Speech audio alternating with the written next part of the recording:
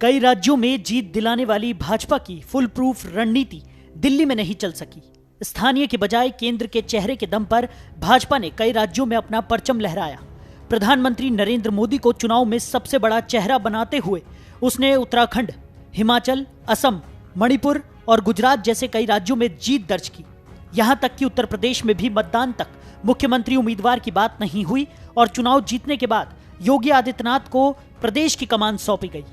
हिमाचल प्रदेश में चुनाव जीतने के बाद जयराम ठाकुर को मुख्यमंत्री बनाया गया। इससे पहले जेपी नड्डा और प्रेम कुमार धूमल तक का नाम चला। उत्तराखंड में त्रिवेंद्र सिंह रावत को पार्टी हाईकमान ने परिणाम आने के बाद कमान सौंपी। मणिपुर, गुजरात और असम जैसे राज्यों में भी प्रचार के दौरान सीएम पद का चेहरा लापता रहा। इतनी सफलताओं की वजह से भाजपा की इस रणनीति को बल मिलता चला गया, मगर दिल्ली में यह रणनीति कतई सफल नहीं हुई। यहां भाजपा के सामने एक ऐसा चेहरा था जिसे पार्टी की वजह से नहीं बल्कि पार्टी को उसकी वजह से जाना जाता है। आम आदमी पार्टी का गठन ही अरविंद केजरीवाल के नेतृत्व में हुआ। यही भूल भाजपा को भारी पड़ गई। इतने बड़े चेहरे के सामने भाजपा का कोई भी स्थानीय चेहरा नहीं था। केंद्रीय गृह मंत्री अमित शाह दिल्ली की गलियों में घूम घूम कर प्रचार कर रहे थे, लेकिन जनता को उस चेहरे की तलाश थी जिसे वो भावी मुख्यमंत्री के रूप में देख सके। भाजपा के स्थानीय नेताओं में सबसे पहला नाम प्रदेश भाजपा अध्यक्ष मनोज तिवारी का सामने आया, मगर अक्सर विवादित बयान देने वाले मनोज तिवारी कभी भी एक गंभीर नेता के तौर पर अपनी छवि नहीं बना सके।